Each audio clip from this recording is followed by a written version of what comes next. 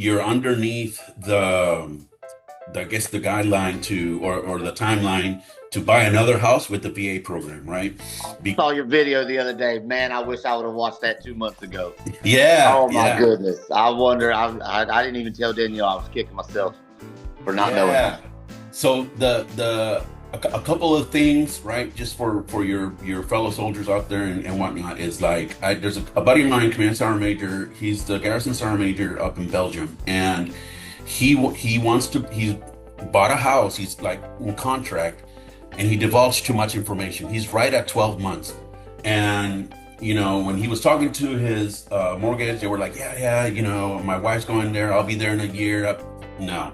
So the VA only wants to know that you're going to occupy after closing within 60 days, right? Are they going to go out and check? I don't know. But that's verbatim what they told us in class. It's like words have meaning, right? Like Yeah. you're going to occupy in 60 days. That's all I need to know, right? But then he was like, oh, you're retiring. Once he said that, it now the underwriter started asking questions. Well, where's your orders? What are you going to do after that? So I don't know where he's at today. We're supposed to jump on a call, but it seems like the last time I talked to him, he had to go to a different bank because underwriting was like, no, we want to know. So yeah, it is unfortunate. The other flip side to that is, don't wait too long to put your house on the market once you make that decision. Because I'll tell you, I had a house in Glen Burnie, Maryland, and I wasn't even able to sell it in 6 months, 7 months. So I had tenants and everything, long story short, we had to evict them. I was, how the Army works. We move on post. So I lost my BHA. So I was trying to keep up. I ended up making the mistake of having to do a deed in lieu, which took away from my VA benefits. So now I don't have all my VA lending benefits anymore for a while until I can either pay them back or figure out the next step. So just keep that in mind. It is very important. You literally have to sit there with Danielle. This is my last day Yeah. in the military. I get 10 working days to clear. Boom. I get 20 non-working days of permissive TDY. Boom. I have 35, 60 days of leave. Boom. So if I start my TSP now, I'm when you do the math, you literally in 2 months you can be starting a 60. I don't know what the reg is today. Yeah. 60 to 80 day TSP could be starting in April, and that's it. You're done. Yeah. So just things to think about. Hey, do me a favor. Do me a favor. Link that video where you explain all that into here, because I just think this conversation is not going around enough. I really appreciate you bringing that up. And then I tell you, here was my hesitancy. Here's why I didn't ask the question. And then that's the part I should know better. I should just ask the questions. But I didn't ask the question because I already have a VA home loan for this house. And I didn't think I was eligible to get another VA home loan until I was out of this one, until this house was sold. Am I incorrect in that assumption? That's the question I could have it's asked incorrect. before. So here's how it works. So you have one VA home loan, right? And you want to get another VA home in another state. You can do that. The precaution is that if let's say you bought a 500K home in JBLM, right? And zero down payment, everything like that is good. Boom. The VA committed to, for example, the 25% of that loan, they're going to cover. So let's say that's $100,000. So now you go to Ohio, where maybe the limits for the VA, like in Texas, they're up to 800. You can get up to an 800K or more house in Texas, and the VA will cover 25% of that. So let's say you're in Ohio, that's the same standard as Texas. So now what happens is what's 25% of that 800K? Let's say that's 200K. Well, you already have 100K committed in that. They're going to take that 200K, subtract what you already have committed in that house, and then that's what you have. So if you need to put anything more than 100K down payment, right, then that's on you. The difference would be on you if you want to stay with VA. The advantages of the VA is obviously no down payment, but in your case, if you still have one, you might have to come up with something out of pocket. And no mortgage insurance is the biggest one, right? Because that means that for the life of that loan, you're not paying nothing on top of property tax. And then I don't know what Ohio's rules are, but most states either have a discounted property tax or zero property tax. So that's huge once you get your disability rating.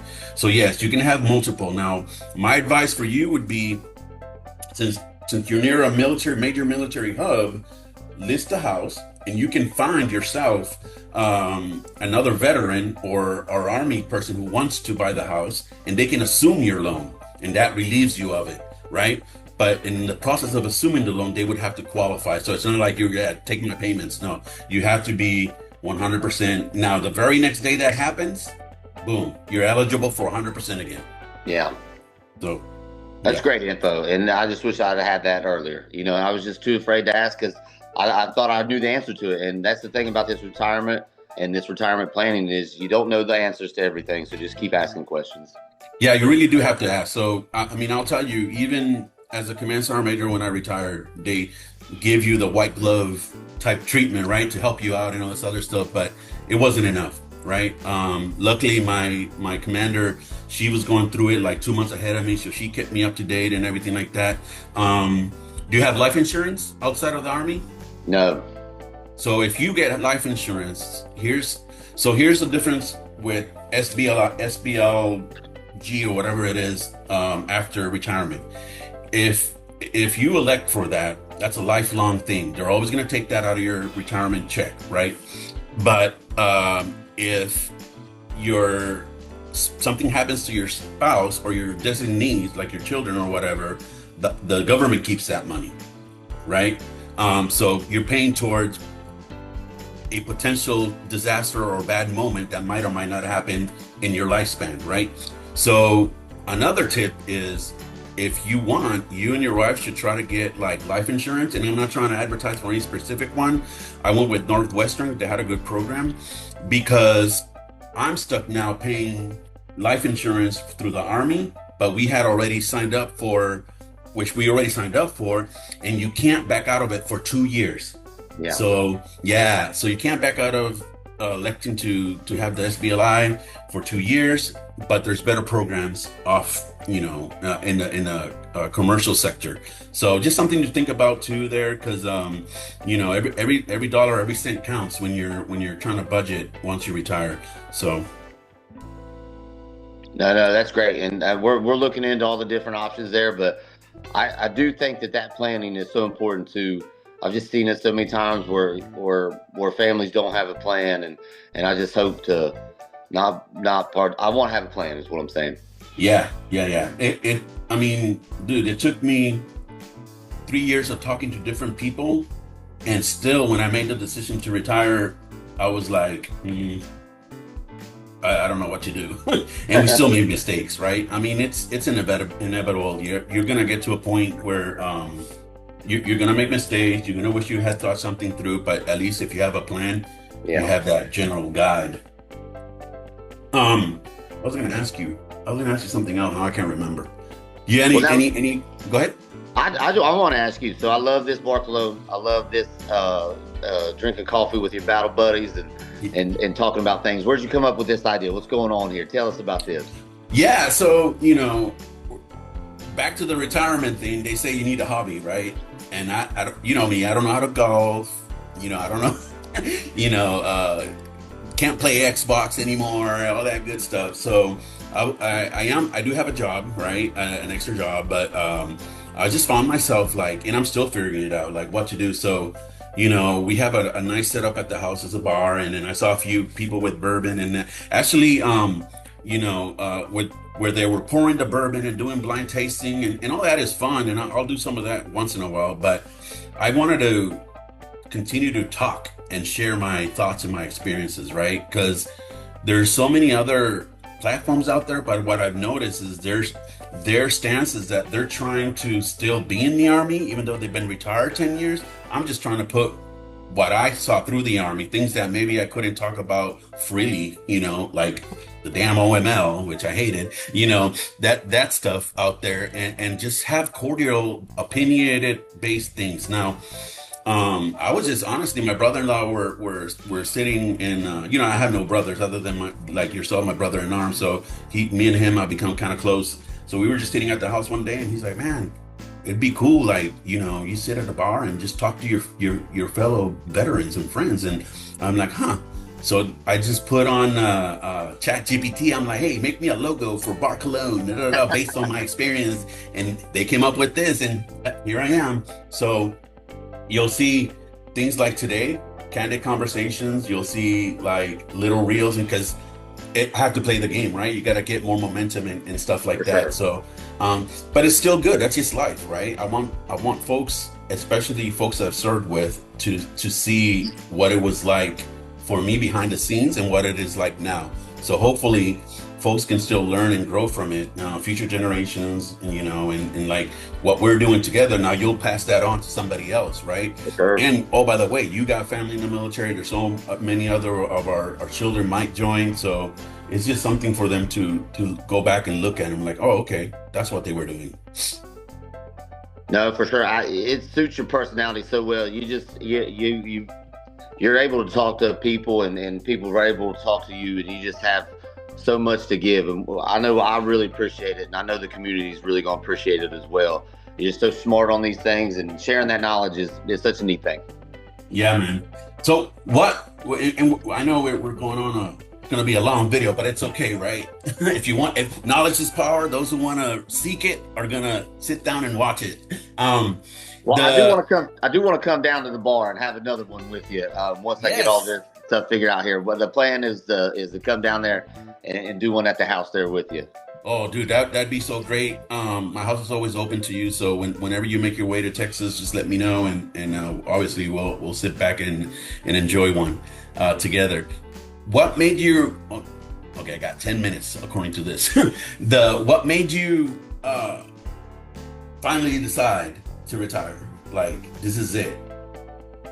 So I'm 24 years now, obviously, and would have been at 23 when I decided to. But the family situation was a big one for me. The Army's been great, moving us around, and I had my last duty station. I'd had some stability there, and then we moved out here. The timing of it, we ended up requesting high school stabilization for Nathan. So I wasn't going to move until this summer anyway. Okay. And that would have put me a little over 5 years at this duty station. But HRC had granted me that acceptance years ago. And so we knew that we were going to be here and build a home here. And then as we got closer, Jacob left to join the Army, and so the need to stay out here, and Nathan being able to move around too, he wasn't going to stay here to do college. Once we knew that, then it was like, well, okay, if the boys aren't tied to this location, let's just get back and be around family. And if we do it like this, I can get to 25 years. HRC won't move me for the last, because he'll graduate in June, and I would have left this summer. But they wouldn't move me in those last 3 months. And so the timing was that, basically. Okay. So it played in your favor. You were able to, I mean, you like, first of all, I'm super proud of you, freaking Master Sergeant. Timing is everything. No, you can do whatever you've done in your career. You can have, short of a Medal of Honor, but if the time is not right, it may not be right for the next evolution of your career, and we do have to take a step back. But we'll talk about that on a different one, because I have some solid, gripes and complain with the system right now that, but I don't want to put you on the spot because you're still in uniform, so I'm not gonna put you on that spot. But my point is, there comes a time where self-reflection, family, and I said the same thing. The minute he was like 7 years old, he looked at me, and I was in Army South, so every month I was gone for like a week and a half in a different country. I was having fun, right? But I couldn't bring my wife, I couldn't bring my kiddos. So it got to the point where they were like, oh my God, you're gone again. And then I went to be a command sergeant major for an organization that spread over 26 states. So then again, I was gone again. So then it became harder for me, because I told myself, the minute the Army continuously keeps me away from my family, then it's it, because I did all this so they wouldn't have to do it and they don't have to suffer. So I see kind of like a little bit of that in you, and for that I appreciate that, because it's true. And not to mention, like, who knows what what happens next, right? So it's some troubling times ahead, and we just got to keep our head on a swivel and continue to do the best we can. No, for sure. And this Army's been such a big part of my, my whole life. And I'm like you, just being a part of this community will always be there, always supporting the war fighter, and those families too. I know you're doing that through this and other ways too, getting people into the right places. I just love it, and I think I'll probably do the same thing. I can't see a world where I'm not supporting the war fighter. Yeah, actually. Well, man, it was great catching up with you. I look forward to having that drink at Bar Cologne in person. I'll probably take this and chop it up in like 2 or 3 segments, so it's You not gotta so make me look long. good. You gotta make me look good. I will. I will. I'll put some filters on there. All right, brother. Well, you stay warm. Go Pats, and have a blessed day. All right. All right, buddy. I'll talk to you later. See you, brother. All right.